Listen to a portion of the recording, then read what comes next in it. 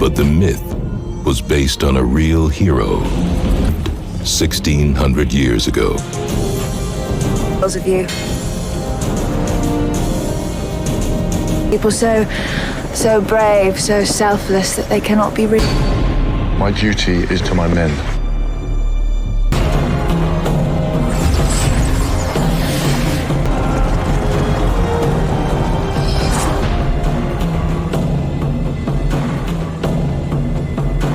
Mark my face. It will be the last thing you see on this earth. My power shall be with you wherever you go. On this day, if this be our destiny, so be it.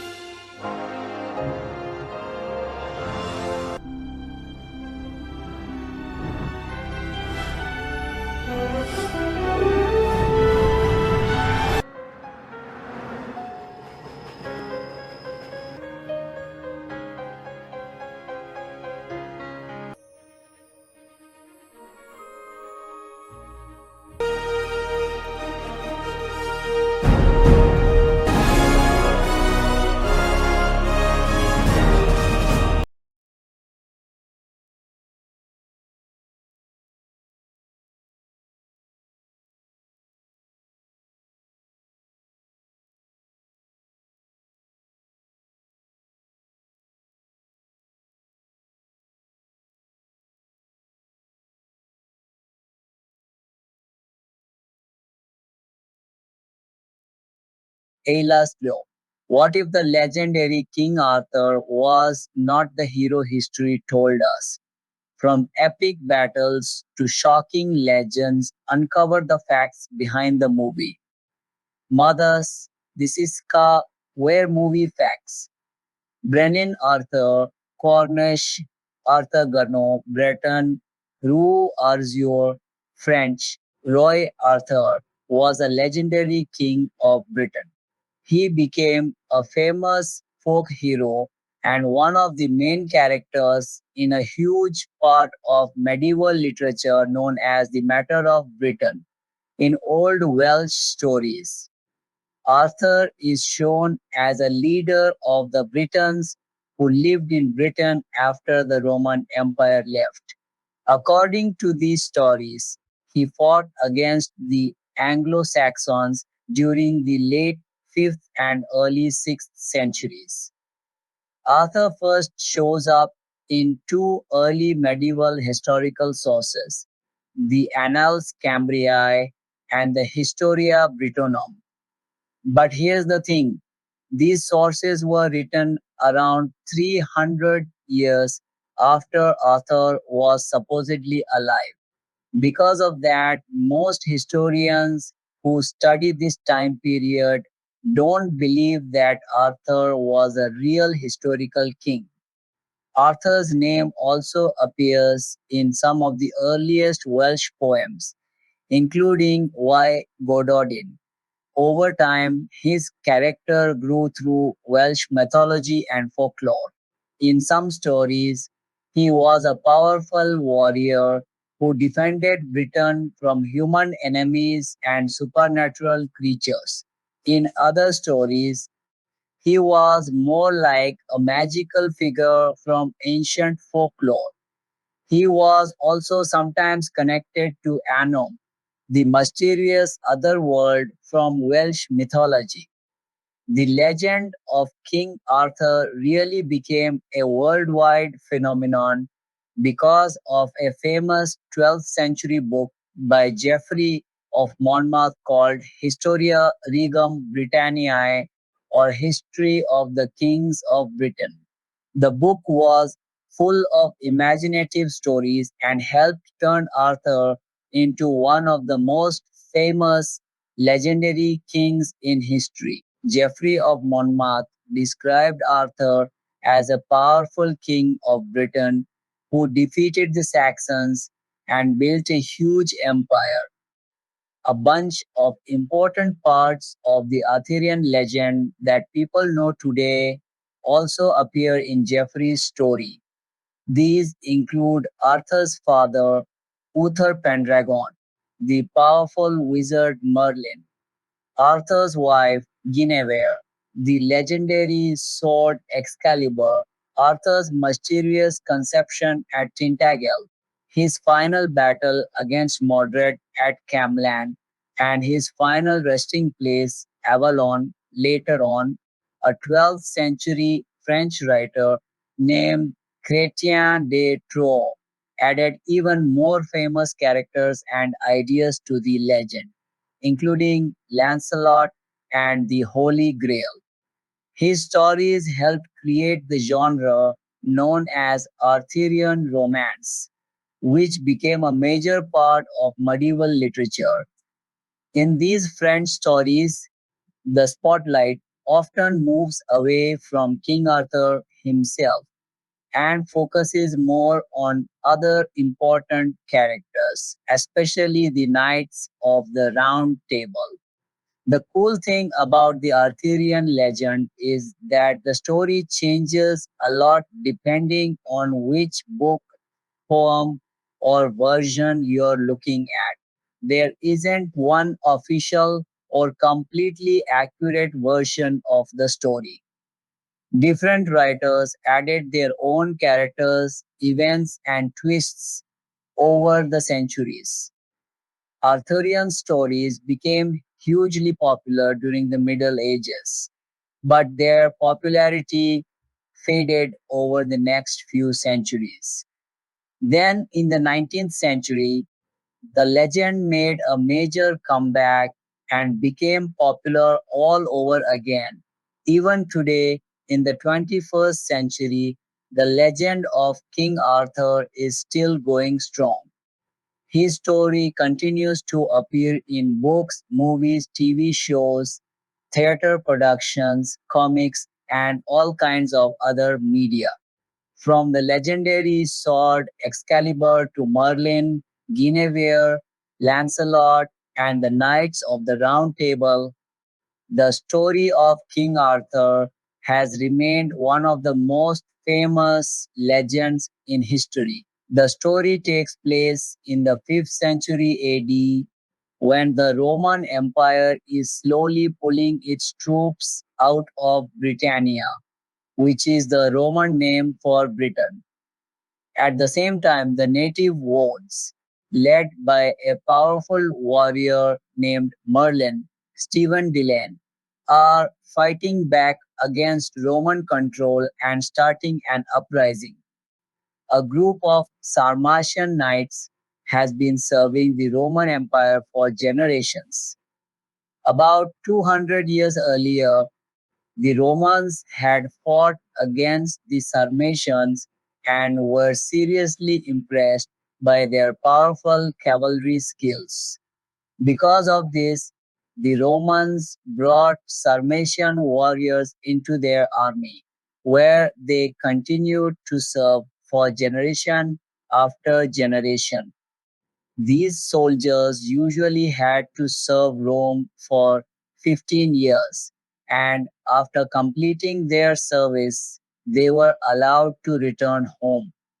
The group is commanded by a half British Roman officer named Artorius Castus, better known as Arthur Clive Owen. Arthur and his Sarmatian knights have completed their duty to Rome and are getting ready to finally go home.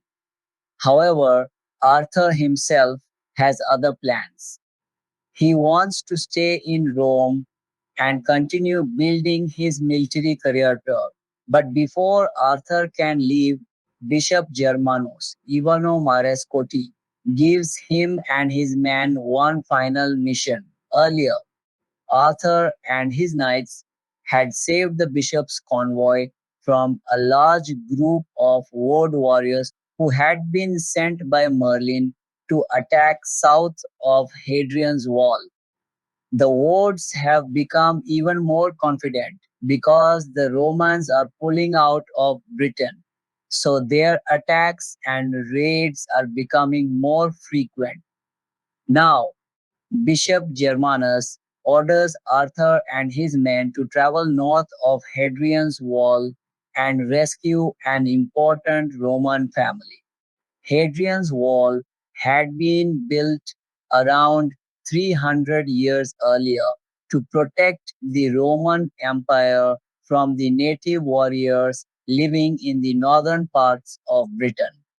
The family is in serious danger because a massive Saxon army is invading Britain. The Saxons are led by the brutal and ruthless warrior Cerdic, Stellan Skarsgård, and his son Sinric Tilsviger, one of the family's members. Alecto, Lorenzo de Angelis, is the son of the family's leader and is considered a possible future pope. The Saxons know how important Alecto is, and they want to capture him.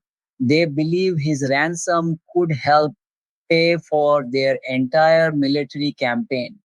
Arthur and his Sarmatian knights are not happy about the situation.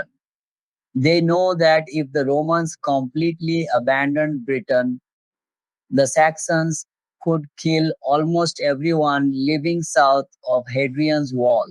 What makes things even worse is the timing. The bishop's order comes on the very last day before Arthur and his men are supposed to officially finish their military service and receive their discharge papers. Arthur and his remaining knights, Lancelot, Ioan Gruffudd, Tristan, Mads Mikkelsen, Galahad, Hugh Dancy, Bose, Ray Winstone, Gawain Joel Edgerton, and Dagonet, Ray Stevenson, reluctantly agree to take on the mission. Lancelot isn't exactly thrilled with Arthur's decision to accept another mission for the Christian Roman authorities. He believes there will always be another battlefield waiting for them, and that this endless cycle of fighting will never really come to an end. As Arthur and his men travel toward their destination, they are suddenly attacked by a group of wood warriors. The knights find themselves trapped and surrounded. Just when things are about to get really bad, a bugle call is heard from the battlefield. The signal comes from Merlin. Surprisingly, Merlin doesn't want Arthur to be killed, so the wood warriors pull back and allow Arthur and his men to survive.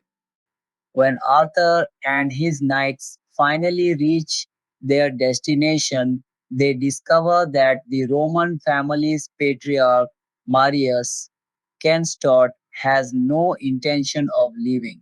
Marius has been enslaving the local people and treating them brutally. This makes Arthur furious because Arthur believes that all people should be treated equally and that every person is born free. While searching the area, Arthur discovers a hidden cell complex.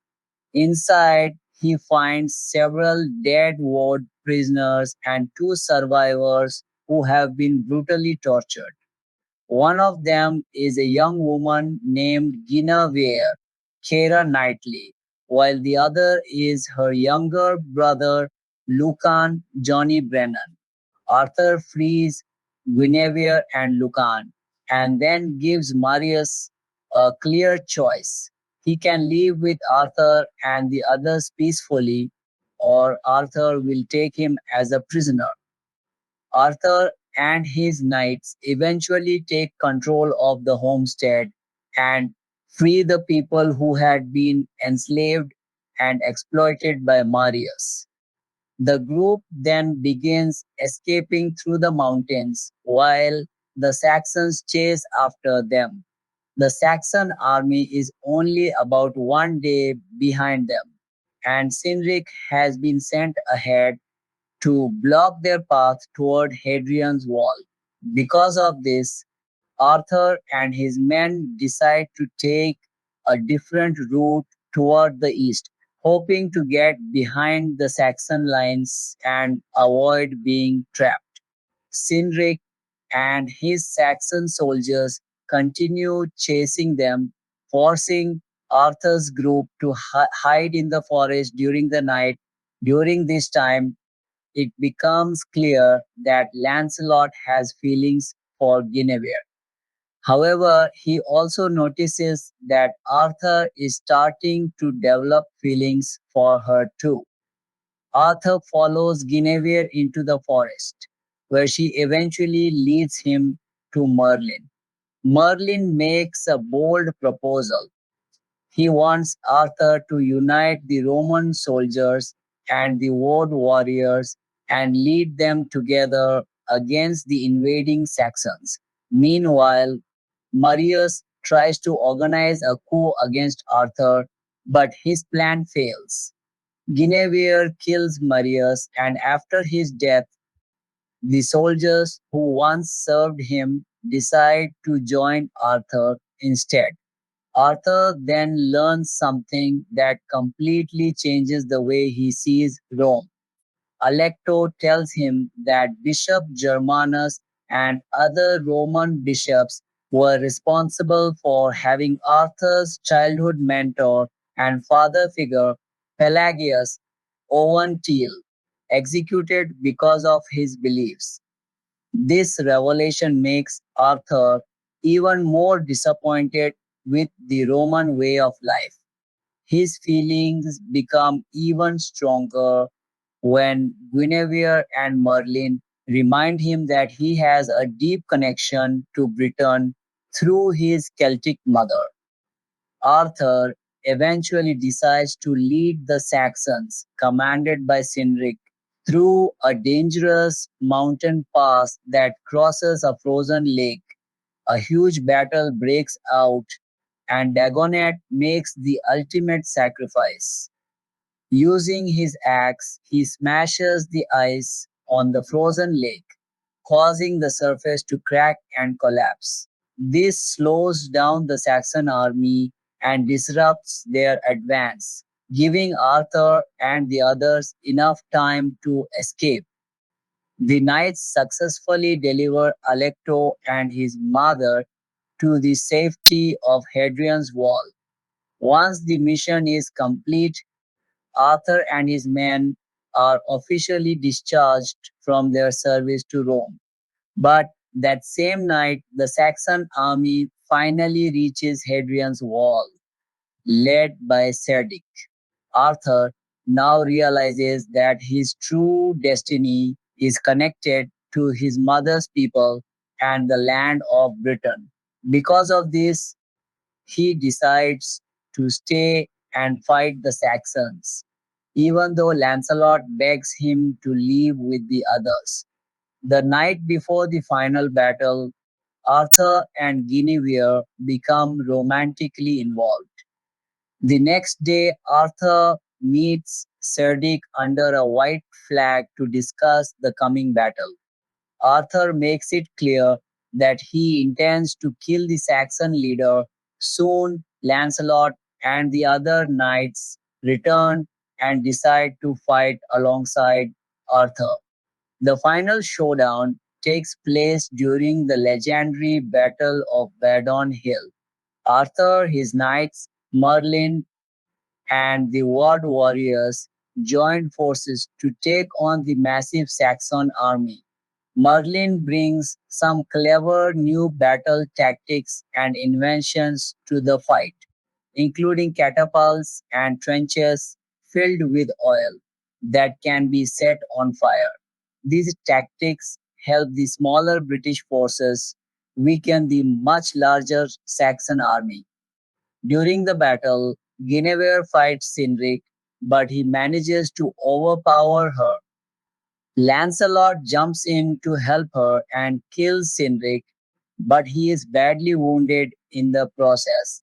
Cerdic then kills Tristan before finally facing Arthur in a one-on-one fight.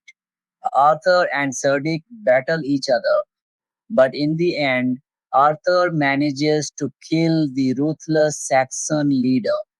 With Cedric dead, the Saxon invasion begins to fall apart, and the invaders are defeated. After the victory, Arthur and Guinevere get married, and Merlin declares Arthur the new king of Britain. With the Saxons defeated and the Romans finally leaving Britain, Arthur promises to protect the people of Britain and lead them against any future invaders who dare to attack their land. In the final moments of the story, three horses that once belonged to Tristan, Dagonet, and Lancelot are shown running free across the landscape.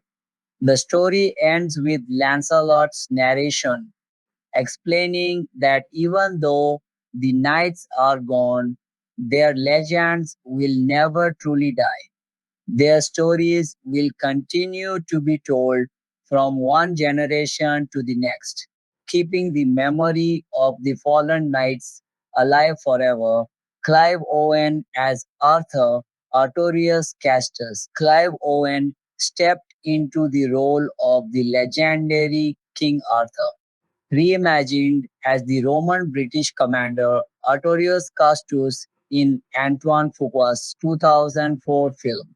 Owen, a British actor known for his intense screen presence and understated charisma, brought a grounded, battle hardened gravitas to the character that diverged sharply from the mythical sword pulling sovereign of traditional Arthurian lore.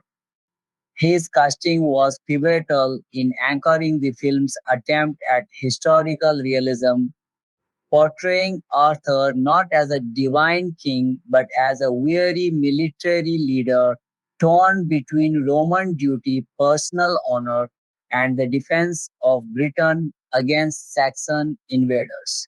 Owen's physicality and acting style suited the demystified narrative. At the time, he was gaining international recognition for roles in films like Croupier and Gosford Park.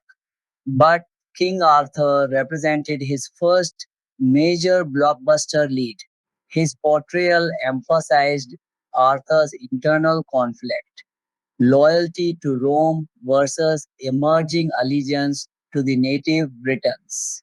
Owen delivered lines with a quiet authority, his voice carrying the weight of command forged through years of frontier warfare.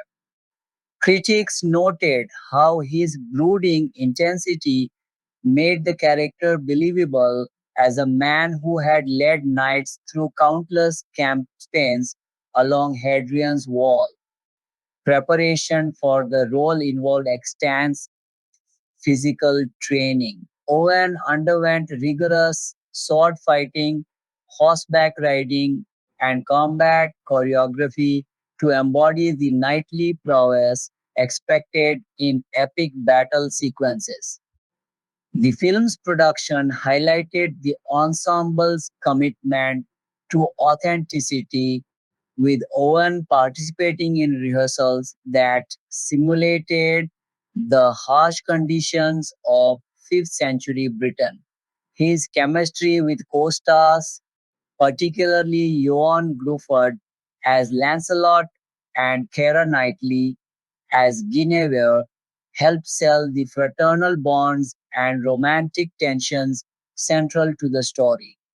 Owen's Arthur was a leader who inspired loyalty not through magic or destiny, but through shared sacrifice and moral conviction, making the casting choice a cornerstone for the film's gritty tone. In key scenes, such as the climactic Battle of Badon Hill, Owen's performance shone through the chaos. He wielded Excalibur with determined precision, his movements conveying exhaustion mixed with resolve. The casting of Owen allowed the film to explore themes of identity and empire, as his Arthur grapples with his Roman heritage while embracing a British future. This nuanced take elevated the character beyond legend, presenting him as a proto-king whose decisions shape the fate of a nation. Owen's ability to convey quiet introspection amid large-scale action sequences added emotional depth, ensuring audiences connected with the human stakes behind the spectacle. His performance, while not universally praised amid mixed reviews for the film, was often cited as a strong point demonstrating why he was selected over more conventional Hollywood heroes for this revisionist take. Expanding on Owen's contribution, his background in theater and independent cinema informed a restrained acting approach that contrasted with the bombast typical of Jerry Bruckheimer productions. This restraint helped differentiate King Arthur from other sword and sandal epics of the era. Owen's Arthur was fallible, haunted by the losses of his knights, and his interactions with Merlin. Stephen Dillane highlighted philosophical undertones about faith, freedom, and destiny. The actor's commitment extended to on-set improvisations that added layers to dialogue, fostering a sense of lived experience among the cast. In interviews around the release, Owen spoke of the appeal of playing a hero defined by choice rather than prophecy, aligning perfectly with the script's historical ambitions. His casting influenced subsequent perceptions of Arthur in popular media, inspiring more grounded interpretations in later adaptations. Throughout the extensive battle training and location shoots in Ireland and England, Owen's leadership off camera mirrored his on screen role, helping maintain morale during demanding production schedules. This holistic fit made his selection instrumental to the film's identity as a thinking person's action epic. Further analysis of Owen's performance reveals how his physical transformation, building muscle for the armor clad warrior image, complemented the narrative's emphasis on the knight's Sarmatian origins. The role required him to project both strategic acumen and raw combat skill, areas where Owen excelled due to prior action oriented parts. His dynamic with Knightley's Guinevere evolved naturally, blending mutual respect with subtle attraction that built toward the film's resolution. Owen's voice work, delivering motivational speeches before charges into Saxon lines, carried a magnetic quality that rallied both characters and viewers. Casting him helped bridge the gap between art house credibility and mainstream appeal, a balance Bruckheimer and Fuqua sought for broader box office success. Detailed examination of fight choreography shows Owen performing many of his own stunts, enhancing authenticity and allowing for seamless integration of close ups that captured his determined expressions amid mud, blood, and rain. This dedication underscored why Owen was the ideal anchor for an ensemble cast tasked with humanizing mythic figures. Ioan Gruffudd as Lancelot. Ioan Gruffudd portrayed Lancelot, Arthur's closest confidant and fiercest warrior, infusing the character with Welsh authenticity and youthful vigor. Gruffudd, already known for his role as Horatio Hornblower in the TV series, brought a charismatic energy that made Lancelot a compelling foil to Owen's more stoic Arthur. His casting emphasized the knight's diverse backgrounds, with Gruffudd's heritage nodding to the Celtic elements of the Arthurian mythos. Lancelot in this film is reimagined as a Sarmatian cavalryman bound by oath to Rome, providing Gruffudd opportunities to explore themes of loyalty, skepticism toward authority, and deep brotherhood. His performance highlighted Lancelot's tactical brilliance and emotional complexity, particularly in scenes questioning Arthur's decisions. Gruffudd's athletic build and swordsmanship training allowed him to excel in dynamic fight sequences, including horseback charges and melee combat. The actor prepared by studying historical cavalry tactics, contributing to the film's realistic depiction of ancient warfare. Gruffudd's chemistry with Owen was electric, conveying years of shared campaigns through glances and terse dialogue. This bond formed the emotional core of the Knights unit, making their collective stand against the Saxons more impactful. In quieter moments, Gruffudd conveyed Lancelot's internal doubts about their servitude, adding layers that enriched the script's exploration of freedom. His youthful appearance contrasted with the hardened veterans, positioning Lancelot as a bridge between idealism and pragmatism.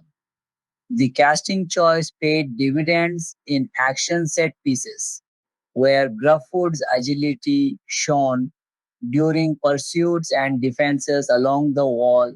Expanding further, Gruffudd's preparation involved months of weapons training alongside the ensemble, focusing on Roman and Sarmatian fighting styles. This physical regimen transformed him into a believable elite warrior capable of executing complex stunts. His portrayal avoided the romantic entanglement with Guinevere typical in legends, instead focusing on platonic loyalty, which allowed for a fresh interpretation. Gruffudd's vocal delivery, measured yet passionate, elevated key exchanges, such as debates on duty versus personal honor.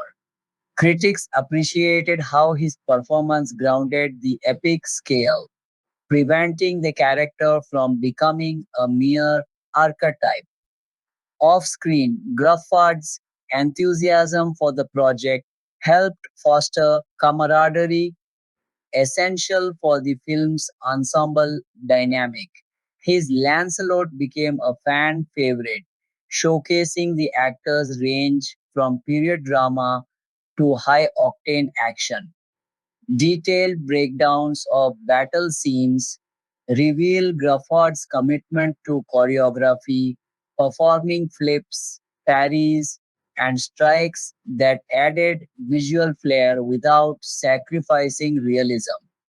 This dedication made his casting a smart move for injecting energy into the knightly brotherhood.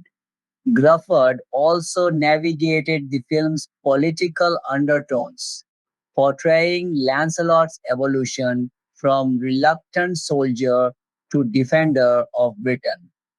His interactions with other knights, like teasing Bose or strategizing with Tristan, revealed a multifaceted personality, leader, friend, fighter. The Welsh actor's accent subtly enhanced the British flavor, distinguishing the knights from Roman overlords. In post-production, his voice work for additional dialogue ensured continuity in large crowd scenes. Overall, Gruffudd's selection reinforced the film's aim to blend history with legend, making Lancelot a vital, relatable figure in the ensemble. Keira Knightley as Guinevere. Keira Knightley's casting as Guinevere marked a bold departure from the passive damsel of folklore, transforming her into a fierce Pictish warrior princess. Knightley, rising to fame with Bandit Like Beckham and Pirates of the Caribbean, brought youthful intensity and physical commitment that redefined the character for modern audiences. Her Guinevere was an active combatant skilled in archery and swordplay, symbolizing British resistance against invaders. Knightley underwent significant physical preparation, including 3 months of weight training, boxing, knife fighting, and archery to bulk up for the role.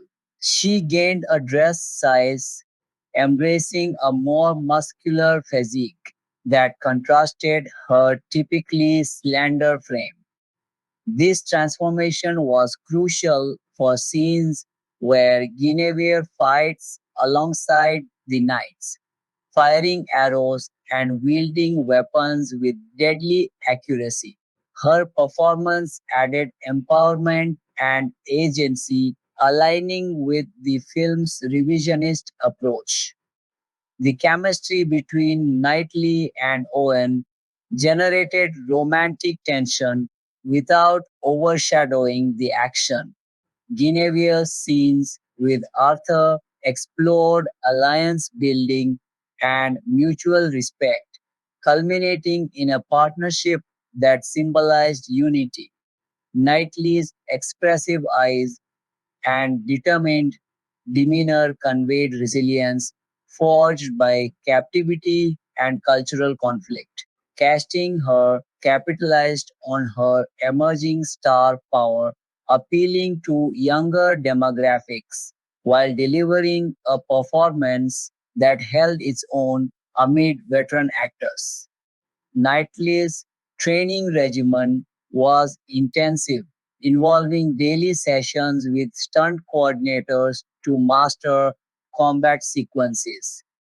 This preparation paid off in visceral battles, where her agility and precision stood out. Her portrayal challenged gender norms in historical epics, presenting Guinevere as a leader of the world's Picts, who negotiates and fights for her people's survival. The actress discussed the role's demands in interviews, noting the empowerment of playing a tough chick who drives the narrative. Her costume, featuring tribal markings and warrior garb, amplified the visual impact of her performance. Further details reveal Knightley's dedication extend to learning historical context about Pictish culture, informing her character's defiance and cultural pride. In ensemble scenes, her presence energized group dynamics, particularly during rescues and councils. Critics praised her for bringing fire to the role, though some noted the film's R rating ambitions highlighted the intensity of her action sequences. Knightley's star trajectory post film benefited from this high profile part, solidifying her as an action capable actress. Her interactions with Merlin and the knights added emotional texture, blending vulnerability with strength. The casting was a strategic choice to infuse the legend with contemporary feminist undertones without anachronism. Detailed stunt work shows Knightley performing many physical feats herself, enhancing authenticity and audience immersion. Knightley's Guinevere served as a narrative catalyst, her captivity and rescue propelling the plot toward the Saxon threat. Her archery skills in key battles provided memorable moments, showcasing the casting's emphasis on capable female representation. This approach influenced future genre films, proving Knightley's suitability for reimagined iconic roles.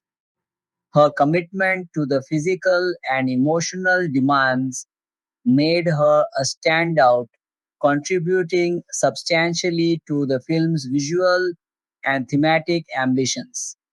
Mads Mikkelsen as Tristan. Mads Mikkelsen delivered a standout performance as Tristan, the enigmatic, hawkish scout and master archer among Arthur's knights. The Danish actor, relatively early in his international career, brought a quiet, lethal intensity that made Tristan one of the most memorable supporting characters. His casting added an international flavor to the Sarmatian Knights, emphasizing their foreign origins through subtle cultural distinctions. Tristan's characterization focused on precision and solitude, with Nicholson's excelling in archery sequences, where he dispatches enemies with unerring accuracy, often targeting eyes or vital points. His preparation included bow training and horse riding, allowing authentic depictions of mounted archery. Nicholson's minimalist acting style, conveying volumes through glances and posture, perfectly suited the taciturn warrior who communicates more through action than words. Mikkelson's Tristan stood out for his unique weaponry, including a curved blade and distinctive attire that set him apart from Roman influenced comrades. This visual differentiation highlighted the diverse ethnic makeup of the knightly order. His scenes scouting Saxon movements or engaging in one on one combats showcased fluid predatory movement. The actor's European background lent credibility to the Sarmatian heritage, enriching the film's historical tapestry. Expanding on his role, Nicholson's performance captured Tristan's fatalistic worldview and loyalty, evident in quiet interactions with Arthur and Lancelot. His archery prowess became iconic, with slow motion shots emphasizing skill and brutality. Casting Mikkelsen was inspired, as his emerging reputation for intense physical roles aligned with the demands of epic action. He performed many stunts, including horsework in rugged terrain, adding realism. Critics lauded his screen presence, noting how he elevated supporting duties into something hypnotic. Mickelson's subtle expressions during losses and victories added emotional weight to the ensemble. Tristan's bond with his hawk and solitary nature provided poignant moments amid the group's camaraderie. Nicholson's physicality, lean and agile, facilitated dynamic fight choreography, particularly in forest skirmishes. His casting contributed to the film's multicultural knightly depiction, reflecting historical mercenary integrations. Post-release, Mickelson's Tristan gained cult status among fans for its cool, efficient lethality. This performance foreshadowed his later acclaimed roles, proving his versatility in genre fare. Detailed analysis of sequences shows meticulous timing in arrow releases and melee, underscoring the casting's precision. Joel Edgerton as Gawain. Joel Edgerton brought rugged intensity to the role of Gawain, one of Arthur's loyal Sarmatian knights. Known for his work in Australian cinema and later for roles in Star Wars and The Great Gatsby, Edgerton infused Gawain with a sense of steadfast reliability and quiet strength. His casting helped round out the ensemble of battle-scarred warriors, each with distinct personalities shaped by their shared history of service to Rome. Gawain is depicted as a skilled fighter who stands firm in the face of overwhelming odds. Edgerton's physical presence and disciplined approach to action sequences made him convincing as a veteran knight who has survived numerous campaigns. He participated in the same demanding training as the rest of the cast, mastering sword play and group combat formations that emphasized unit cohesion over individual heroics. In the film, Gawain's loyalty to Arthur and the Brotherhood of Knights is unwavering. Edgerton's performance captured the camaraderie and occasional levity among the knights, providing balance to more brooding characters like Tristan. His interactions during strategy sessions and downtime humanized the group, reminding viewers of the personal stakes involved in their final mission. Edgerton's preparation included studying the historical context of Sarmatian auxiliaries in the Roman army, which informed his portrayal of a warrior caught between cultures. This research added authenticity to his movements and decisions on screen. His ability to convey both ferocity in battle and moments of reflection contributed to the film's layered depiction of honor and sacrifice. The actor's commitment to performing his own stunts enhanced the realism of large scale battle scenes. Whether charging on horseback or engaging in close quarters combat, Edgerton's Gawain felt like a lived in character rather than a generic soldier. This dedication helped sell the idea of these knights as a tightly bonded unit forged through years of shared hardship. Ray Winstone as Boss Ray Winstone portrayed Boss, the boisterous, family oriented knight who provides much of the film's grounded humor and emotional anchor. The British actor, famous for tough guy roles in films like Sexy Beast, brought a larger than life presence that contrasted with the more reserved members of the Round Table. His casting injected personality and levity into what could have been an unrelentingly grim war story. Bose is shown as a father figure with multiple children, highlighting the personal reasons the knights fight for a future in Britain.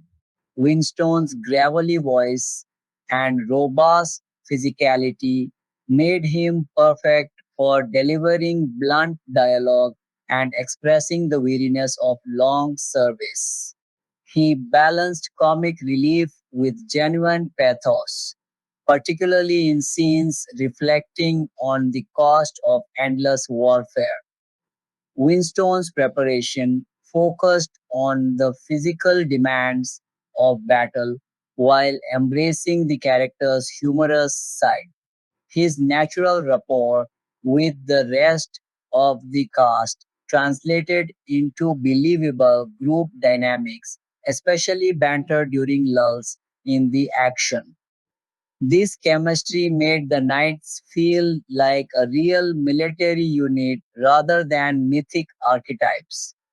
In combat, Bose wields weapons with ferocious energy, and Winston threw himself into the choreography with characteristic intensity. His performance helped humanize the Sarmatian knights, showing them as men with dreams of peace and family beyond their Roman obligations. Stephen Dillane, as Merlin Stephen Dillane, took on the role of Merlin, reimagined not as a wizard but as a leader of the native wards, Picts. The accomplished British actor brought gravitas and intellectual depth to the part, portraying Merlin as a shrewd political and spiritual figure guiding resistance against invaders. His casting lent credibility to the film's attempt at historical grounding. Merlin's interactions with Arthur explore themes of alliance, cultural clash, and shared destiny. Delane's measured delivery and piercing gaze conveyed ancient wisdom and pragmatic leadership. He avoided fantastical elements, focusing instead on Merlin's role as a strategist and unifier of British tribes. Dylan's experience in Shakespearean theatre informed his approach to the character's eloquence, speeches, and moral authority. His scenes with Knightley's Guinevere established the cultural context of the Picts, adding layers to the conflict with the Saxons and Romans. Stellan Skarsgård as Sertic Stellan Skarsgård portrayed the Saxon leader Serdic, the primary antagonist leading the invasion of Britain. The Swedish actor's imposing presence and cold intensity made Serdic a formidable foe, embodying the ruthless expansionism threatening Arthur's world. His casting added weight to the villainous side of the conflict. Skarsgård conveyed Serdik's tactical mind and brutal leadership style through subtle expressions and commanding posture. His performance elevated the Saxon threat from mere barbarians to a calculated military force, raising the stakes for the protagonists. The actor's preparation included studying historical invasion patterns, contributing to believable depictions of Saxon warfare tactics. His confrontations with Arthur's forces created tense, memorable sequences that drove the narrative forward. Other notable cast members, the supporting cast, included actors like Hugh Dancy as Galahad, who brought youthful idealism and vulnerability to the youngest knight. Galahad's arc of growing courage under pressure added emotional depth to the group. Sean Gilder, Patrick O'Connor, and others filled out the knightly ranks, each contributing distinct traits that enriched the ensemble dynamic. Their collective performances emphasized themes of brotherhood, duty, and sacrifice. The casting of these roles required balancing physical capability for intense bat sequences with the ability to convey complex emotional journeys. Director Antoine Fuqua and producers sought actors who could handle both the spectacle and the more intimate character moments. Production contacts and casting decisions. The casting process for King Arthur aimed to create an international yet cohesive ensemble capable of carrying a large scale historical epic. Jerry Bruckheimer's involvement ensured high production values, while Fuqua's vision favored actors with dramatic range and physical commitment. Extensive rehearsals and training camps helped the cast develop the necessary skills and chemistry. Sword masters, horse trainers, and historical consultants work closely with the actors to achieve authenticity in combat and period behavior.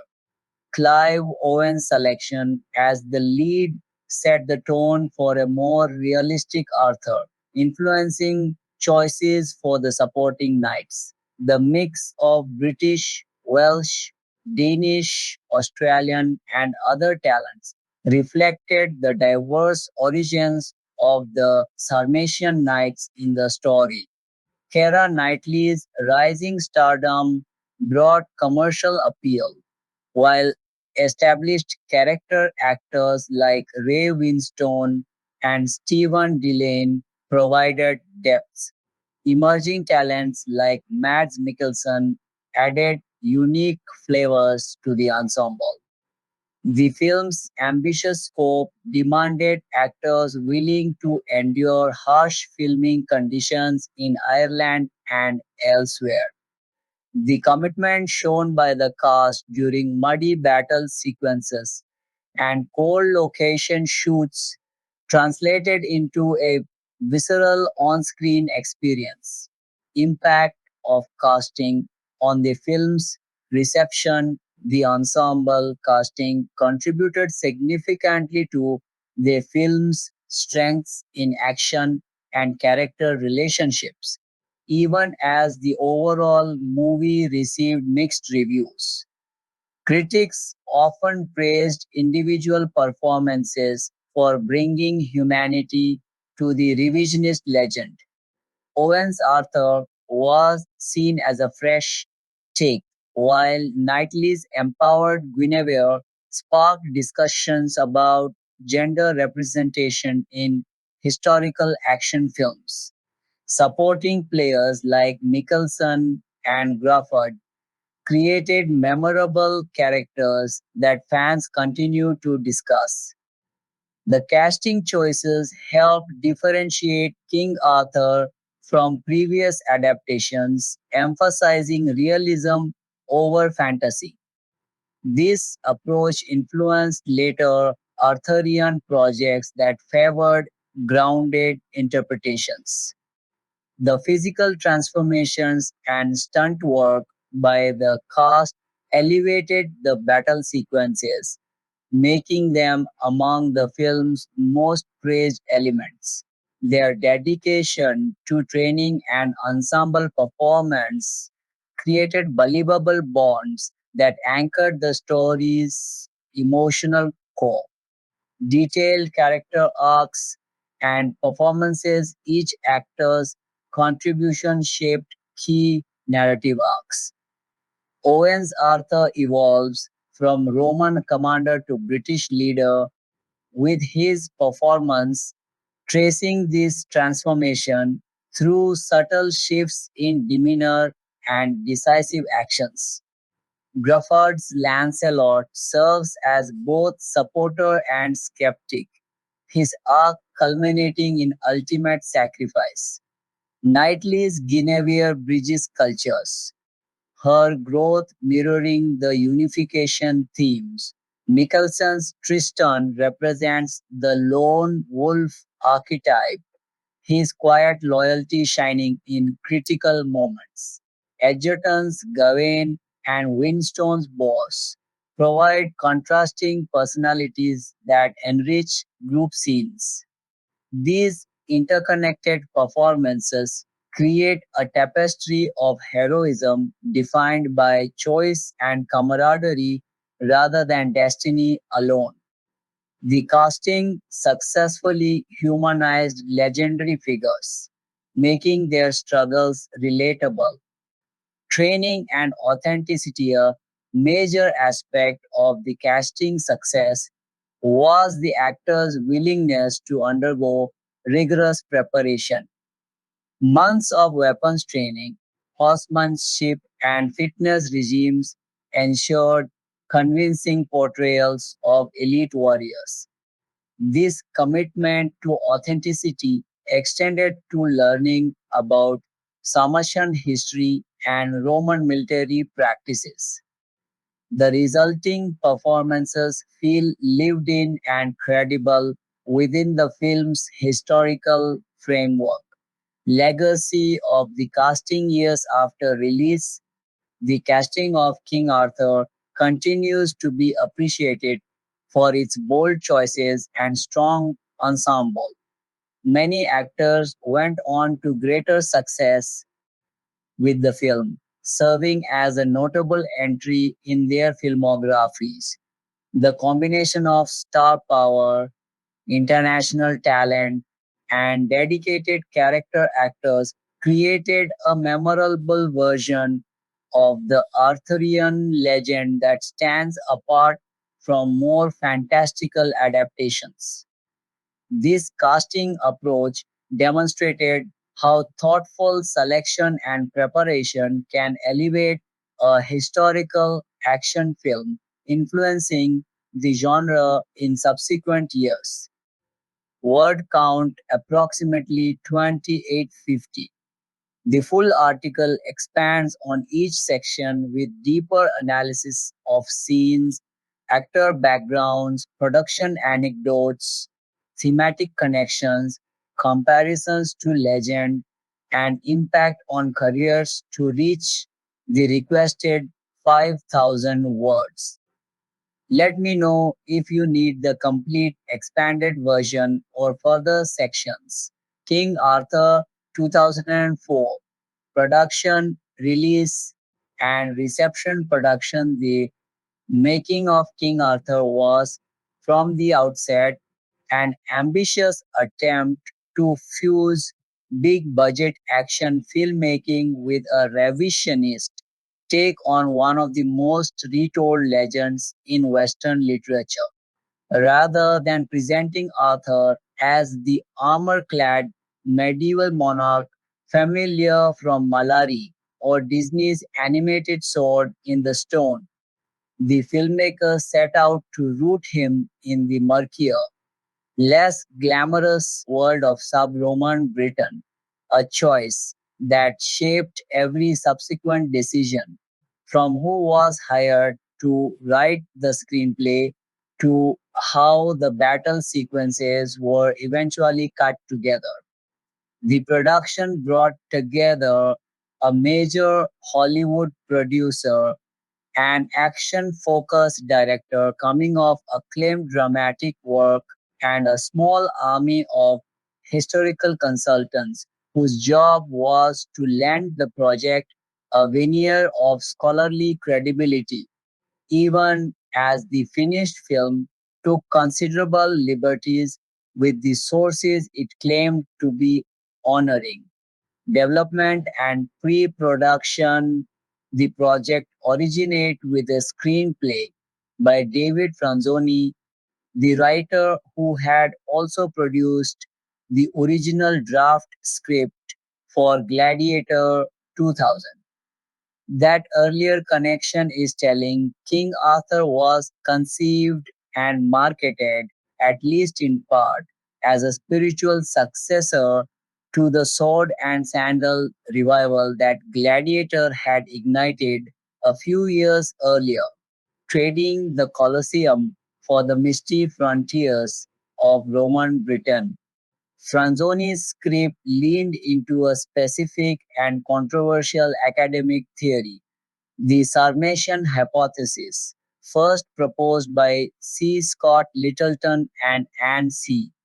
Thomas in a 1978 journal article which suggested that the Arthurian legend's true historical roots lay not in Celtic Britain but in the folklore of Sarmatian heavy cavalry auxiliaries stationed in Roman Britain, whose own legendary king, Batras, bore some resemblance to later Arthurian tales. Building on this idea, Franzoni's Arthur became Artorius Castus, a half Roman, half Briton cavalry officer commanding a unit of Sarmatian knights bound to Rome by a 15-year term of forced military service. To support this reframing, the production brought on two historical consultants with very different backgrounds. John Matthews, an author known for his writing on esoteric Celtic spirituality, much of it co authored with his wife, Caitlin Matthews, served as the film's historical consultant. Linda A. Malcor, co author of the book From Scythia to Camelot, which explores possible non Celtic origins for the Arthurian legend and the Holy Grail story, came on as research consultant, a natural fit given that her own published work argued for exactly the kind of Sarmatian origin theory the script was built around. Their presence allowed the studio and producers to promote the film with claims of historical rigor, even though the Sarmatian hypothesis itself was and remains a minority position that most Arthurian scholars regard as unproven and thinly supported. Brucer Jerry Bruckheimer, already established as one of the industry's most successful architects of large scale action spectacle, attached himself to the project and shepherded it toward a partnership with Walt Disney's Touchstone Pictures label, with Buena Vista Pictures handling distribution. Antoine Fuqua, who had recently earned strong notices and an Academy Award for Denzel Washington's performance in Training Day, signed on to direct, a choice that signaled an intention to give the material a grittier, more morally ambiguous edge than a conventional studio epic might otherwise receive. Fuqua has said that when he initially agreed to make the film, he understood it to be headed toward an R rating, a detail that became significant once the production's tone began to shift during the shoot. Casting brought together a blend of rising stars and respected character actors. Clive Owen took the title role with Ioan Gruffudd as Lancelot and Keira Knightley, then on the verge of a major breakthrough as a reimagined warrior version of Guinevere. The ensemble of knights was rounded out by Mads Mikkelsen as Tristan, Joel Edgerton as Gawain, Hugh Dancy as Galahad, Ray Winstone as Bors, and Ray Stevenson as Dagonet. Stephen Dillane played Merlin, recast here not as a wizard but as the leader of the native wolves, while Stellan Skarsgård and Til Schweiger played the invading Saxon leaders Serdic and Sinric. Ivano Marescotti was cast as the imperious Bishop Germanus, whose historical namesake bore little resemblance to his fictional counterpart. Filming principal photography took the production to Ireland, England, and Wales, with Ireland serving as the primary base for the shoot. The film's signature physical set piece was an enormous replica section of Hadrian's Wall, built in a field in County Kildare. According to accounts of the build, the reproduction stretched roughly 1 kilometer in length and was, at the time, the largest film set ever constructed in Ireland, requiring a construction crew of around 300 workers, some 4.5 months to complete. The production designers modeled the fictional frontier fort partly on Vindolanda, an actual Roman fort built around 80 AD just south of Hadrian's Wall, near what is now known as Chesterhold in northern England, a nod toward the archaeological authenticity the marketing campaign would later lean on heavily. Shooting an epic of this scale in the Irish countryside brought the usual production challenges associated with large scale historical filmmaking, coordinating hundreds of extras for the battle sequences, managing horses and cavalry choreography for the Sarmatian knights, and working around the unpredictable weather that Ireland's climate is known for, all factors that tend to complicate location based epics of this type. The choice of setting also served the film's broader creative ambition. By staging the story in the twilight of Roman Britain rather than a high medieval Camelot of castles and courtly love, the filmmakers aligned themselves with earlier prose interpretations of the Arthur legend that had similarly relocated the story to a grittier, more historically plausible late antiquity, a tradition that includes novelists like Rosemary Sutcliffe and Mary Stuart, though the film's specific Sarmatian framing had little precedent in those earlier works. Cinematographer Sławomir Idziak, known for his collaborations with Krzysztof Kieślowski, shot the film with an eye toward the bleak, fog-laden atmosphere that would become one of its more consistently phrased elements even among critics who otherwise disliked the movie. The production's emphasis on mud, cold, and grime was a deliberate departure from the sun-dappled, romanticized aesthetic that had defined earlier Arthurian films, and it reflected Fuqua's stated ambition to make something that felt gritty and dark rather than storybook in tone. Post-production. Post-production proved to be the most contentious phase of the film's creation, largely because of a fundamental disagreement between the director and the studio over tone. Fuqua has since said plainly that he did not end up making the film he originally set out to make, attributing the gap between his intentions and the finished product to studio interference from Disney. He recalled being told to minimize the amount of blood shown on screen, and he pushed back on the idea that a story set in what he called the Dark Ages, populated, in his words, by people who bled without much consideration for genteel sensibilities, could be told honestly while sanitizing its violence. The commercial reality behind that friction was straightforward.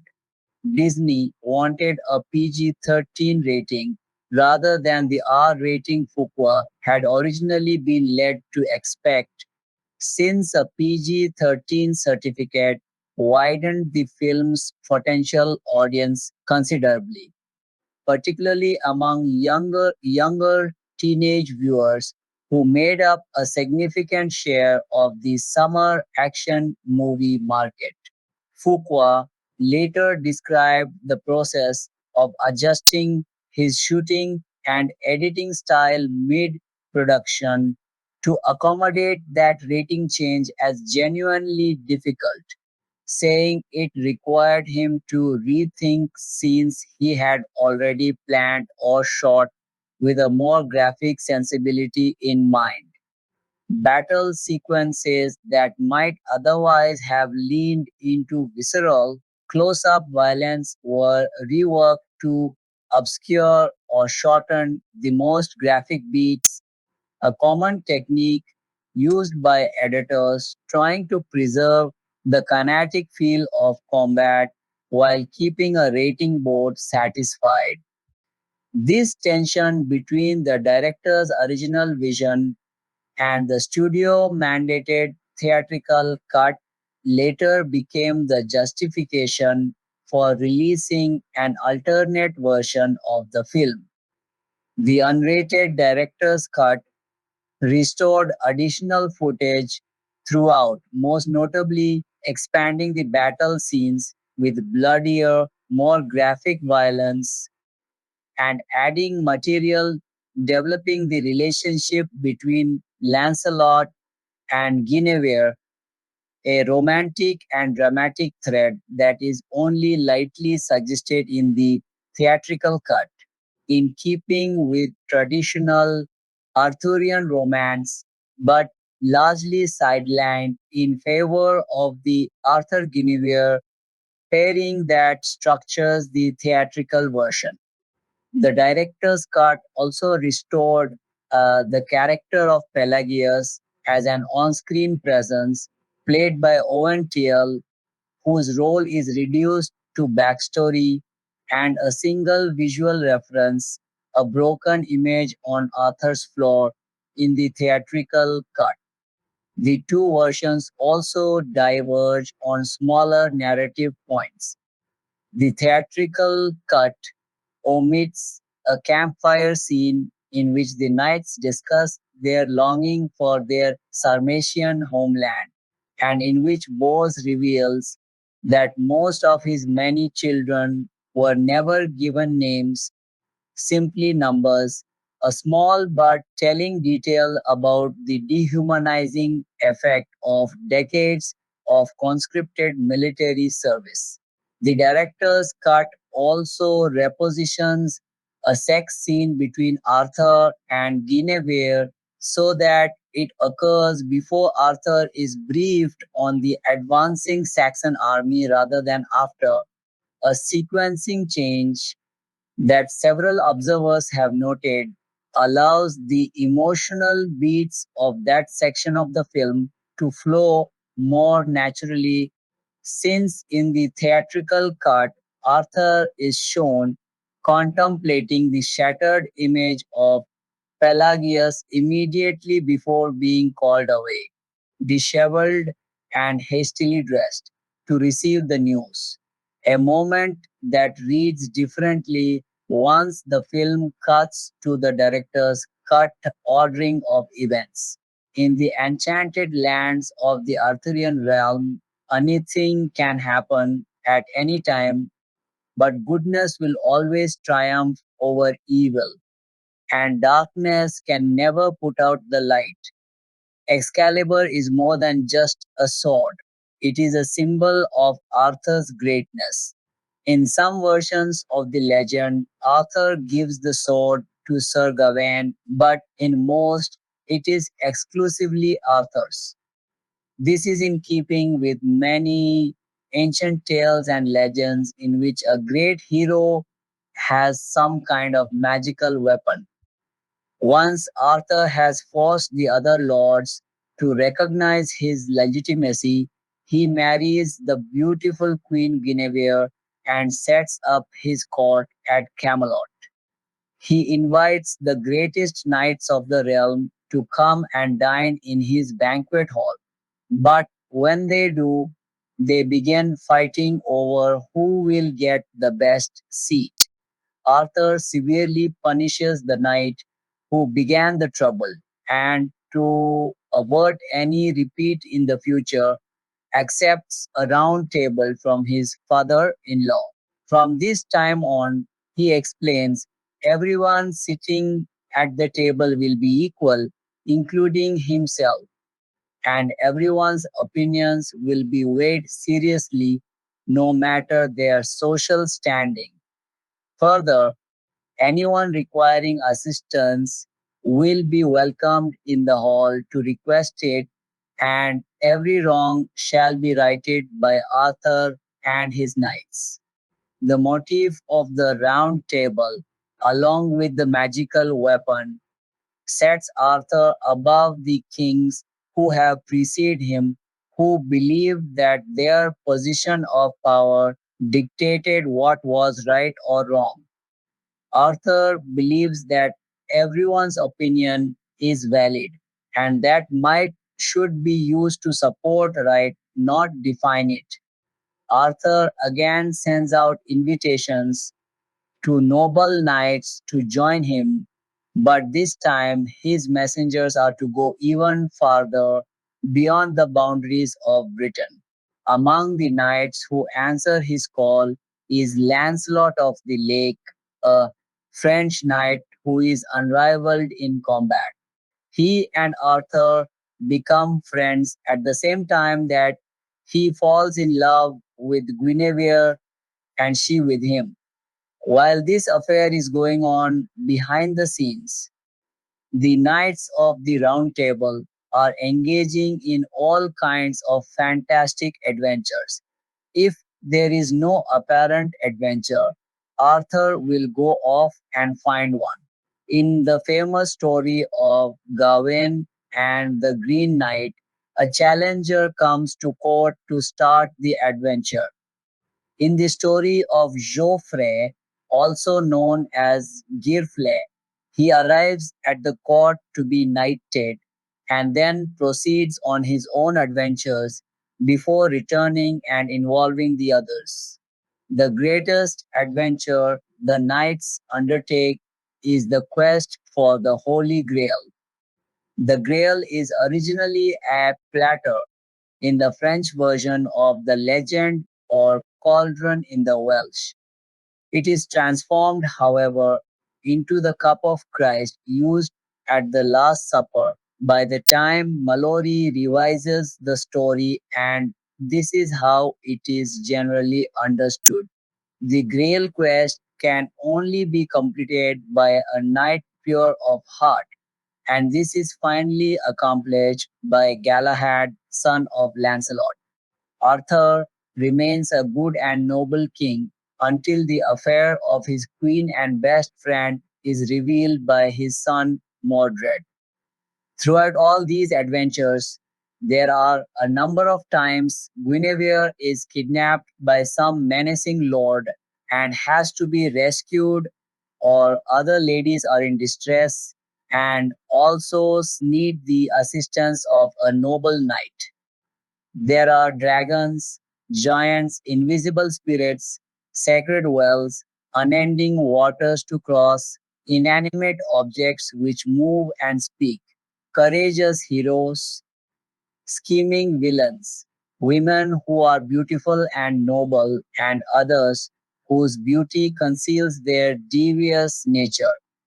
Encountering all of these, Arthur remains a good and noble king until the affair of his queen and best friend is revealed by Arthur's illegitimate son Mordred, who then challenges Arthur's right to rule. In the final battle between Mordred and Arthur, Mordred is killed and Arthur mortally wounded. Guinevere retires to a convent and Lancelot to a hermitage. All of the other great knights of the court are killed. Sir Bedivere helps Arthur from the field and returns Excalibur to the Lady of the Lake. Once the sword has been returned, Arthur dies and is carried away on a ship to the Isle of Avalon. The legend as allegory the story of King Arthur and his knights instantly resonated among the literate in the Middle Ages. Shortly after, Geoffrey published his work in 1136 CE. By c. 1160 CE, the Norman poet Wes had translated it into Old French vernacular, and the great poet of Provence, Chrétien de Troyes, c. 1130 c. 1190 CE, expanded upon it in his works. The legend was deepened and broadened by other French poets, reworked and added to by German writers, and then translated to English by the cleric Layamon, 12th 13th century CE. It was then revised in English prose as the Vulgate Cycle, 1215-1235 CE, which was edited into the version known as the Post-Vulgate Cycle, c. 1240-1250 CE. The main source Mallory worked from in 1469 CE.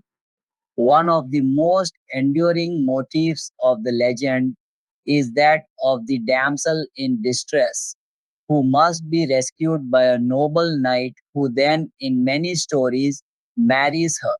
It has been pointed out that the Arthurian legend from the time of Chrétien de Troyes onward elevated the status and power of women. Even the damsel in distress often turns out to be a queen who possesses great wealth, land, or magical items. This is a significant departure from the literature of the Middle Ages, in which women are usually depicted as objects to be fought over or protected. It has been suggested that the legends are Christian allegories which symbolically represent a believer's journey of faith.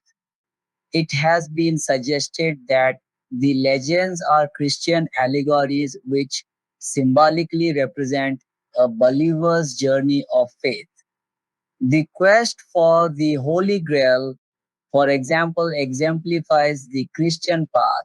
One must be pure of heart to complete it, but even if one is not, the life of the participant is still improved through the attempt. It has also been claimed that the legends are mystical allegories. Scholar David Livingstone advances this view in claiming that the Arthurian legends are Kabbalistic allegories of the trials and perils that beset the mystic on his journey towards a mystical union with God. 317. Most interpretations agree on a Christian foundation for the tales and the use of Christian symbols to advance it. A lesser known theory suggests that they are based on a Christian heresy known as Catharism, which flourished in the 12th and 13th centuries CE in southern France. The Cathars, from the Greek katharoi, pure ones, venerated a female deity, Sophia, wisdom in Greek, whose worship was compatible with the medieval veneration of the Virgin Mary, the sacrifice of Christ as the dying and reviving God also fit with their beliefs. The Cathars emphasized purity of spirit and nobility in action and the sincerity of their faith when compared with the corruption of the Catholic Church, brought them a number of converts until the Church launched the Albigensian Crusade and massacred them between 1209 to 1244 CE. The theory, most famously expressed by the scholar Denis de Rougemont in his Love in the Western World, is that the French poets, most notably Chrétien, disguised the Cathar faith in romantic tales. Chrétien was a poet at the court of Marie de Champagne, daughter of Eleanor of Aquitaine, both known for their defiance of church doctrine and both associated with southern France and the Cathar heresy. According to this view, Guinevere's numerous abductions would represent the Church trying to appropriate Sophia, the ancient wisdom, and her rescue would symbolize the Cathars taking her back. The damsel in distress, likewise, would be this same Sophia who needs to be rescued by a Cathar perfectee, a perfect one who then marries her and receives her gifts. The obvious Christian imagery and symbolism of the legend would seem to contradict this view, and perhaps it does. But there are a number of interesting aspects which might support it. Among these is the fact that women were not presented in this same way in earlier European Christian literature. The concept of a love one would sacrifice for, cannot live without, and would even die for is central to the Arthurian romances as it was to a Cathar's relationship with Sophia. The development of the concept of courtly love, chivalry, and the elevation of women in southern France, the region most closely associated with the Cathars, is another suggestive aspect. Since the Cathars were unable to express their ideas openly because of the persecution of the church, they embedded their message in poetry, which was interpreted by non initiates at face value and introduced medieval Europe to the prototype of the modern day love song. The uninformed, to use de Rougemont's expression, responded to the surface message of the legend without recognizing the spiritual power of the symbols. The legacy of the Arthurian legends is so pervasive that it touches every aspect of world culture. The quest for spiritual answers, the noble defender of the weak, the purity of romantic love, the importance of fidelity, freedom, justice, and equality, a fair and responsive government, and a good and noble leader, all of these aspects of the legend have affected people's interpretation of the world around them for centuries. Further, the modern understanding of romantic relationships is directly or indirectly influenced by Arthurian motifs. Literature and art, especially, have been influenced by the Arthurian legends through the many different translations of the work and the others which were inspired by it. The legend fell out of favor during the Renaissance but was revived by Alfred Lord Tennyson 1809 to 1892 CE through his Idylls of the King, published in 1859 CE. Tennyson's work inspired others and revived an interest in the story of King Arthur and his noble knights, the Round Table, and a world of magical wonder and spiritual meaning in the enchanted land of the Arthurian realm. Anything can happen at any time, but goodness will always triumph over evil, and darkness can never put out the light. Help always comes for the hero or the damsel. The wicked are punished, the good are rewarded, the injured are healed, and justice is always recognized and rewarded. Even in defeat, the right prevails, and after countless struggles, the knight and damsel ride away toward a long life of contentment. Although there is undeniably a great deal of religious and spiritual symbolism in the tales, the legend has never needed any allegorical interpretation to explain its popularity. It offers a vision in which, for the most part, people's lives work out for the best, and even in the tragic fall of Arthur and his knights, one can find meaning and purpose. This is the reason for the legend's enduring popularity in every age which responds to it, a reprieve from a world that often lacks magic or apparent meaning, and where most people do not live happily ever after. This human authored article has been reviewed by our editorial team before publication to ensure accuracy, reliability, and adherence to academic standards in accordance with our editorial policy. Many and various tales about the legend of King Arthur have continued to arise throughout history. But what can we take as real and what can we dismiss as lore? There's a story that some like to think is true. During the 13th century, an abbot speaking to a congregation of monks found that many of his listeners had fallen asleep.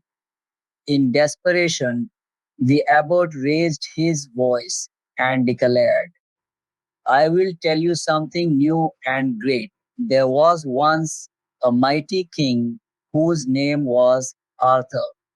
The words had an electrifying effect. Though the monks couldn't stay awake to hear the abbot's thoughts on holy matters, they perked up at the mention of the magical name Arthur, Arturus, military leader. There's now general acceptance that behind the legendary figure of Arthur stands a real historic personage, a great leader named Arturos, who championed the Celtic Britons' cause against the Anglo Saxons in the 5th century. However, his name doesn't appear in any reliable history of the period, probably because Arturos was not his proper name but a title meaning bear. Although the Saxons finally conquered Britain, the Celts remained strong in Cornwall, Cumberland, and Wales. There, the Celtic people retained a degree of independence and kept alive the memory of old champions like Arturus. Celtic bards traveled from court to court recounting folk tales of the past. Over time, Arturus, the military leader, became King Arthur of England. Some historians believe Arthur was Dux, Duke of Britain, a Roman title. However, by 8500, such titles had become vague, and king was the customary designation of Celtic leaders. When Roman rule faded on the island, the old kingly families of the tribes and regions re emerged. From hints found in ancient records, we can glean a picture of Arthur as a warrior who was successful for a time only to die tragically in a civil war after a mysterious battle of Camland in AD 537 or thereabouts. Arthur's father may have been Ambrosius Aurelianus, himself a Duke of Britain. The decades between Ambrosius's death, sometime after 495, and Arthur's own demise, some 40 years later, were a time of shifting fortune and wide ranging struggles. This may explain the myriad of places in Britain that claim a connection to the legendary king. The fanciful histories of King Arthur in the centuries that followed Arthur's death, fanciful histories fleshed out the few reliable facts about the king with a whole body of literature that created an enduring legend. Foremost among these was the Historia Regum Britanniae, History of the Kings of Britain, written in 1135 by Geoffrey of Monmouth. Also in the 12th century, the monk Nennius, in his Historia Britonum, the history of the Britons, listed Arthur's battles against Germanic invaders, the Saxons, and the Angles during the late 5th and early 6th centuries. Later in 1160, the French writer Chrétien de Troyes established King Arthur as a fashionable subject of romantic literature by introducing medieval chivalry and courtly romance into the tales. Not only did de Troyes create many of the knights, including Sir Lancelot, he also used the more lyrical sounding Guinevere as the name for Arthur's queen and chose Camelot for the name of his court. The score was composed by Hans Zimmer, whose body of work by 2004 already included some of the best known and most widely imitated action and historical epic scores in the industry, among them his earlier collaboration with Ridley Scott on Gladiator.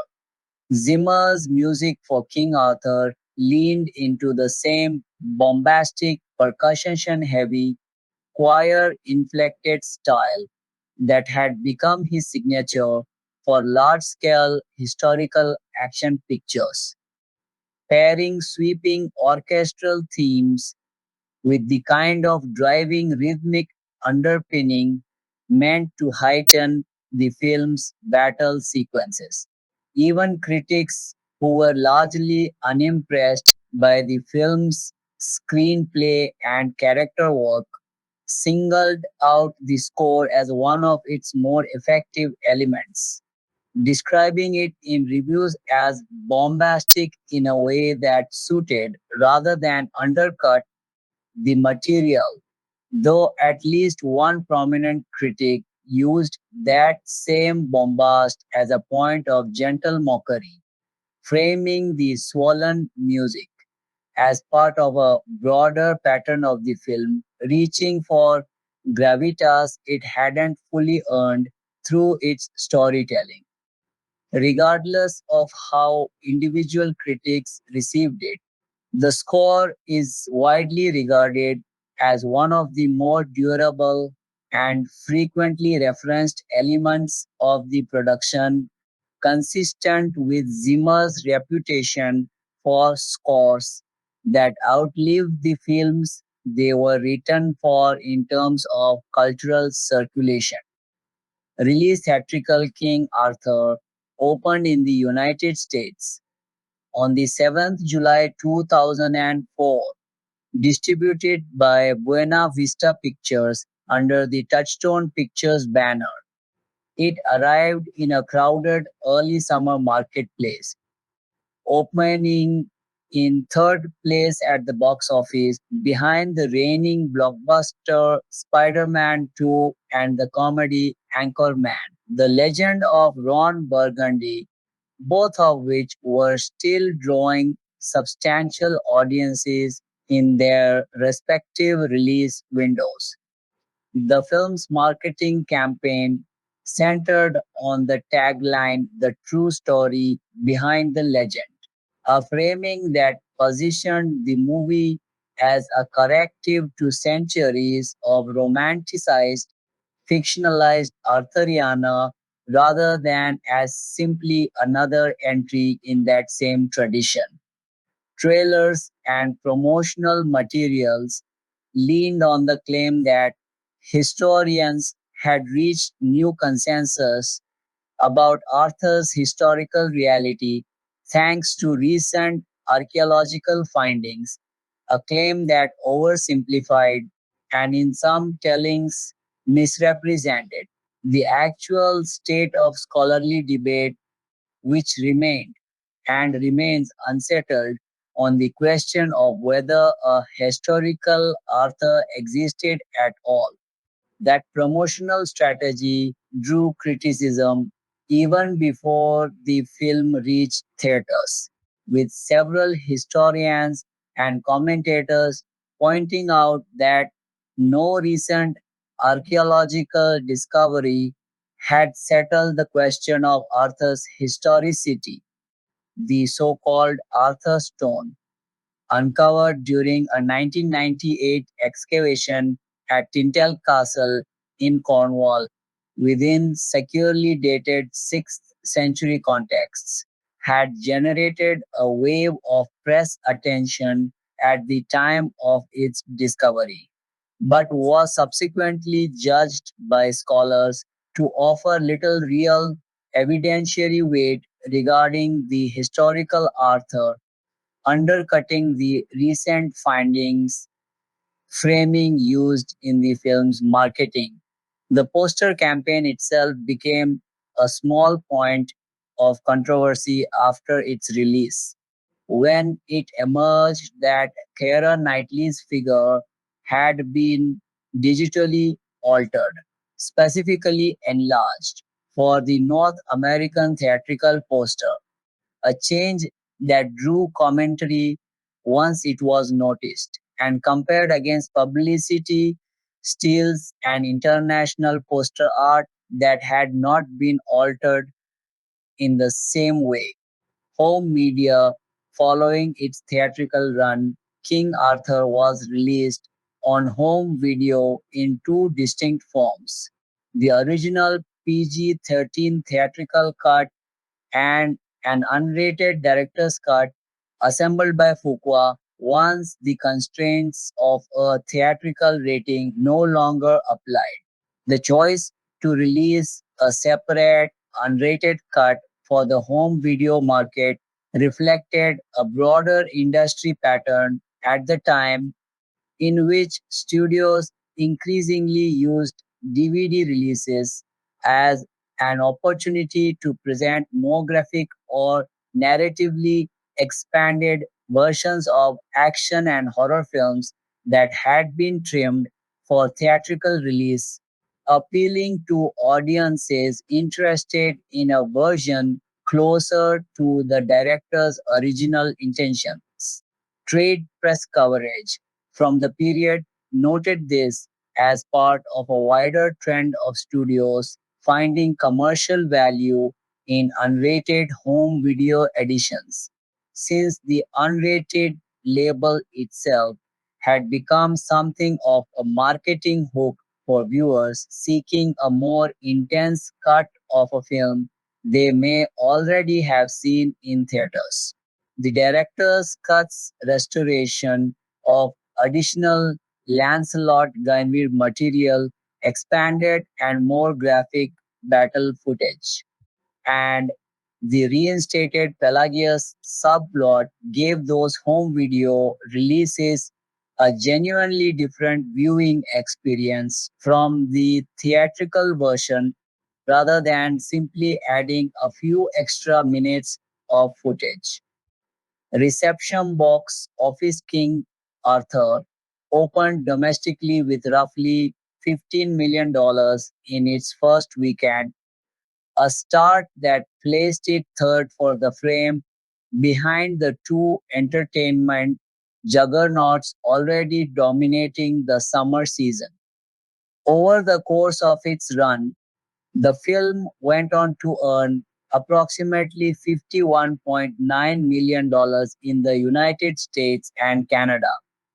Its performance overseas was considerably stronger, with international markets contributing around $151.7 million, bringing the film's worldwide total to roughly $203.6 million, set against a reported production budget of $120 million, a figure that does not account for the substantial marketing and distribution costs typically layered on top of a summer tentpole release.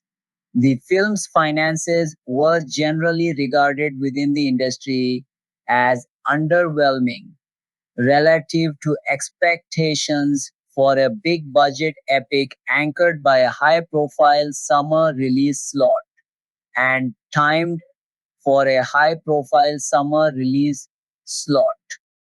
The film's modest performance was later cited by at least one outside observer, Italian novelist Valerio Massimo Manfredi, as a contributing factor in the prolonged development troubles faced by an unrelated but thematically similar project, the film adaptation of his own 2002 novel, The Last Legion, which Manfredi has suggested was affected by the commercial reception of King Arthur, given the overlapping premise of grounding Arthurian mythology in Roman historical fact. Critical response, critical reaction to King Arthur skewed negative to mixed on release, though it was rarely uniform, with several reviewers finding specific elements, particularly the cast's performances, the cinematography, and Zimmer's score, considerably stronger than the film as a whole.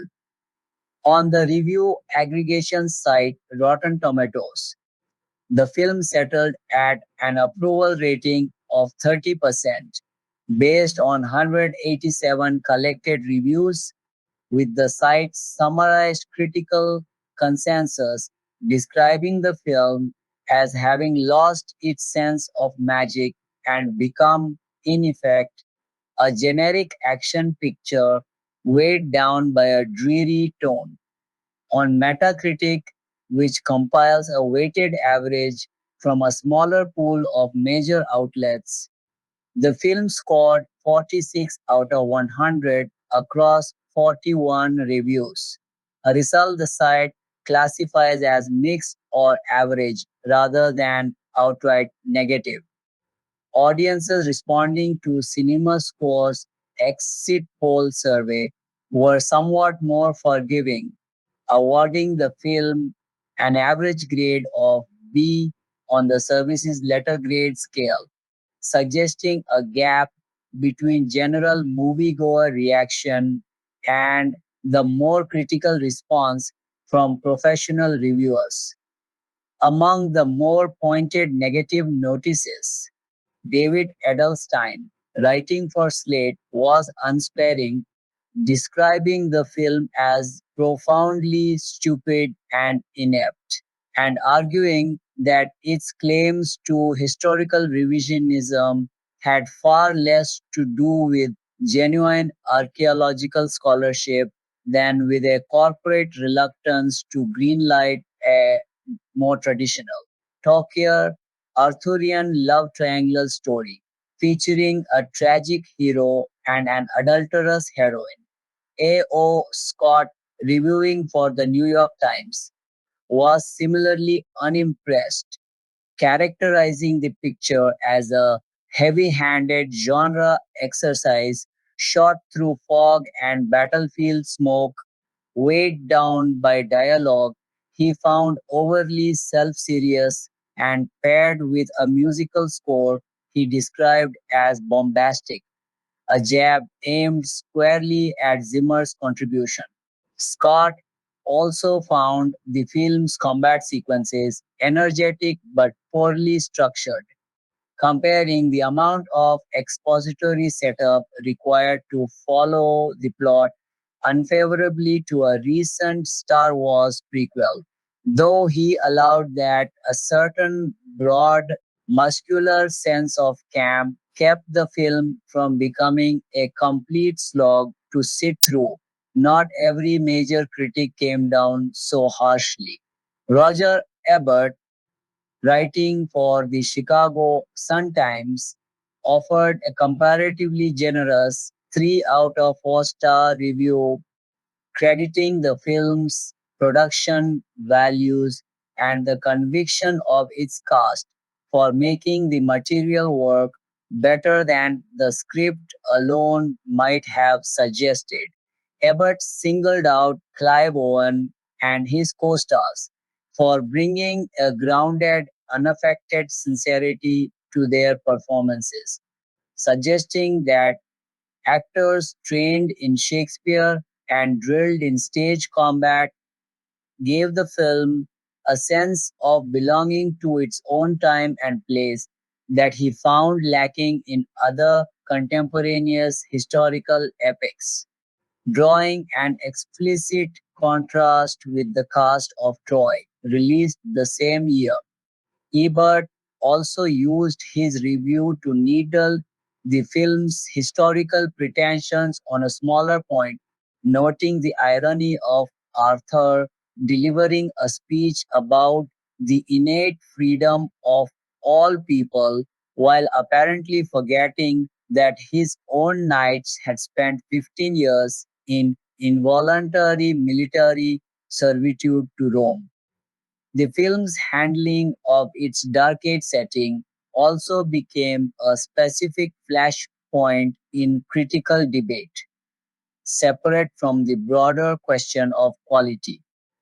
Writer Robin Rowland pushed back publicly against critics who faulted the film for abandoning the familiar chivalric castle and court version of Arthur, pointing out that a substantial tradition of serious Arthurian fiction, citing Rosemary Sutcliffe's Sword at Sunset and Mary Stuart's Merlin's trilogy as examples, had already relocated the story to the Dark Ages long before this film did so, meaning the setting itself was not the novel or objectionable choice some reviewers treated it as.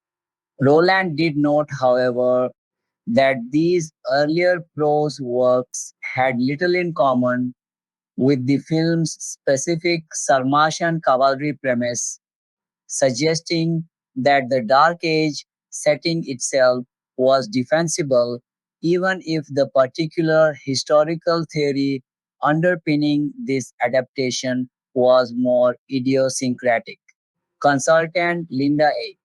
Malcor offered a similar defense of the production's choices when addressing criticism of the film's departure from familiar romantic imagery, arguing that the filmmakers deserved credit for attempting something other than the well worn iconography of armored knights and chiffon draped damsels.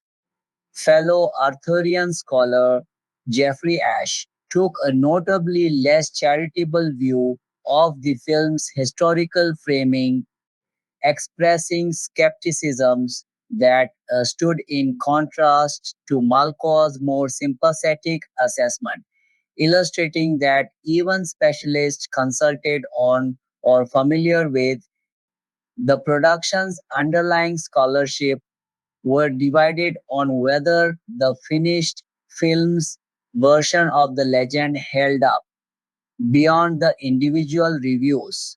Much of the surrounding critical conversation focused on the gap between the film's marketing claims and its actual content. Reviewers and historians alike returned repeatedly to the tagline, "The true story behind the legend," treating it as a useful shorthand for everything they found intellectually dishonest or overreaching about the production's promotional strategy, even when their opinions of the film itself as a piece of entertainment diverged sharply.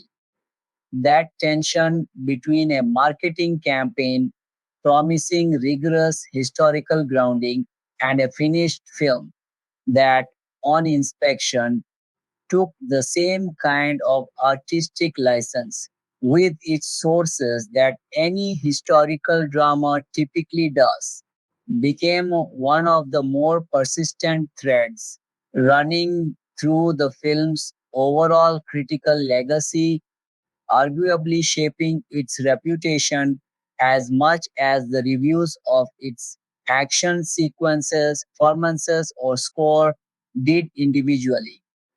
King Arthur is among the most famous literary characters of all time.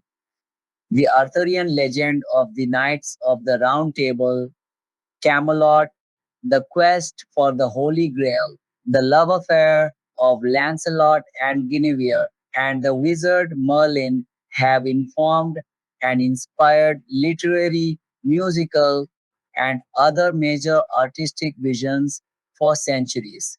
There have been countless books, major films, operas, television shows, games, toys, plays, and graphic novels, either retelling or inspired by the Arthurian legend, which developed in Europe between 1136 to 1485 CE, was revived in the 19th century CE, and remains popular in the present day. The great legendary king is most likely based on an actual historical figure from the 5th or 6th century CE. The difficulty in identifying Arthur as a certain historical figure is due to the primary sources which first tell his story.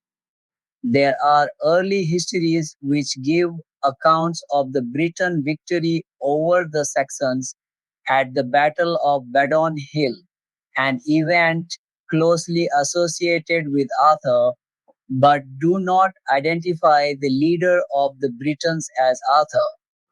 The figure of Ambrosius Aurelianus is given in the earliest sources, and this would make Ambrosius the best candidate for the historical Arthur, except that other sources cite someone named Arthur as Ambrosius' war chief.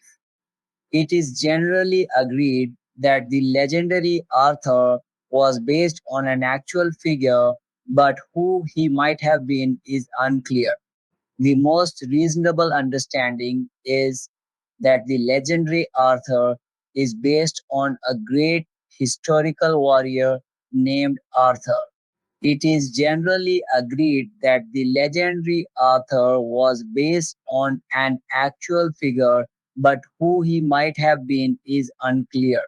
The historical background the claim that the legendary Arthur is based on an actual person is supported by the fact that Arthur is a Welsh name derived from the Roman family name Artorius.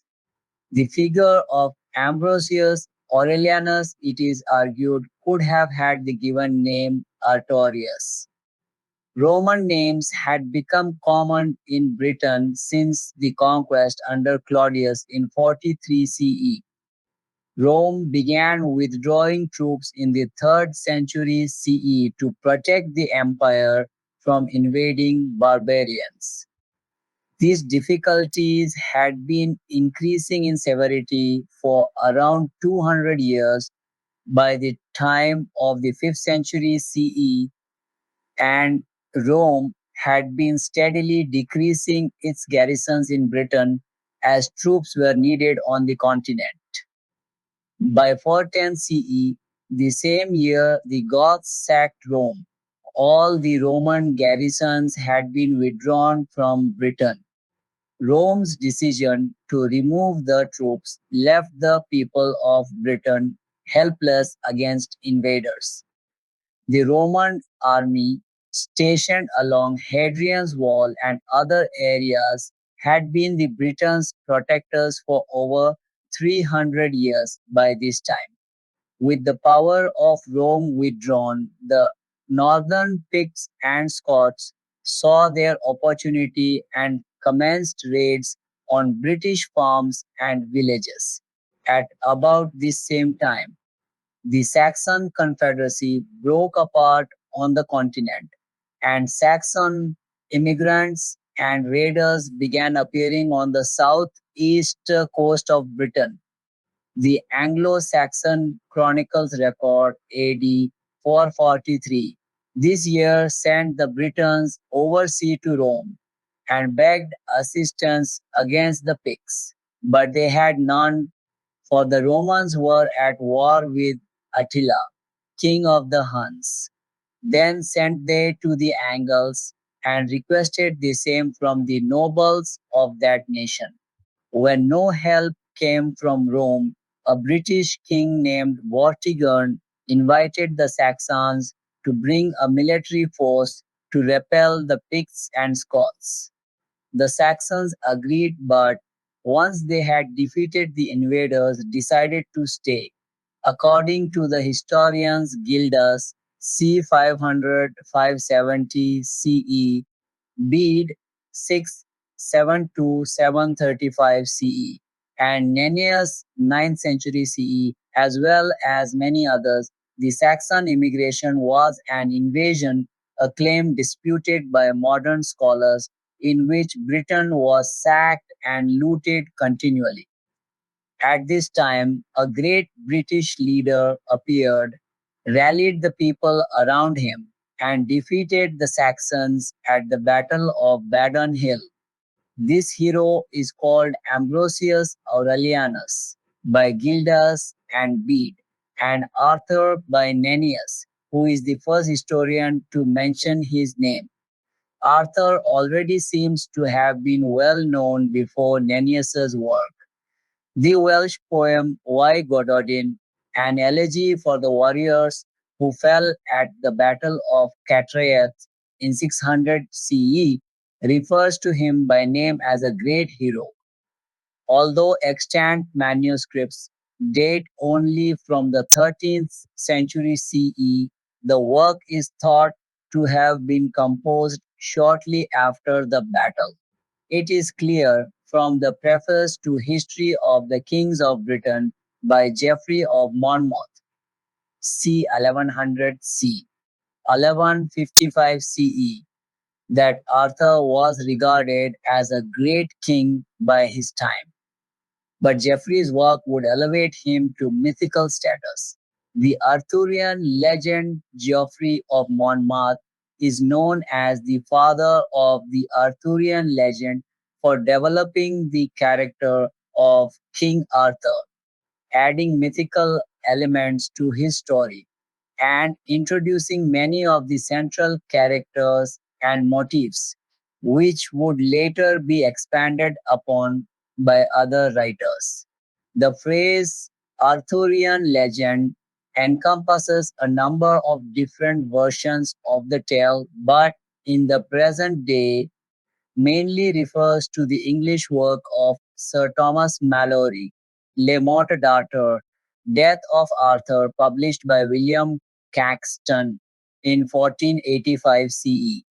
The legend developed from history of the kings of Britain, passing over to France, to Germany, to Spain, and Portugal, and back to England, with numerous additions and versions proliferating until Mallory compiled, edited, revised, and rewrote a prose version in 1469 CE while he was in prison. The basic story goes that once upon a time there was a wizard named Merlin who arranged for a mighty king named Uther Pendragon to sleep with a queen named Igraine, who was another king's wife.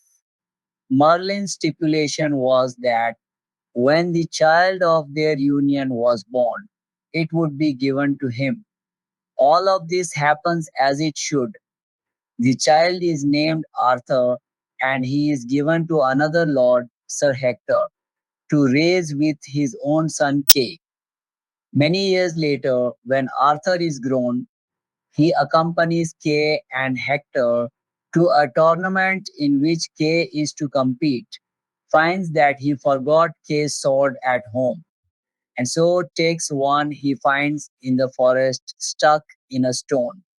This is the sword in the stone, which can only be drawn from the rock by the true king of Britain. Merlin returns at this point to explain the situation to Arthur, who had no idea he was adopted, and helps him fight the other lords who contest his claim to the throne. Although the sword in the stone is frequently associated with the famous weapon Excalibur, they are two different swords. The sword Arthur draws from the stone is broken in a fight with Sir Pellinore, and Merlin brings Arthur to a mystical body of water where the Lady of the Lake gives him Excalibur.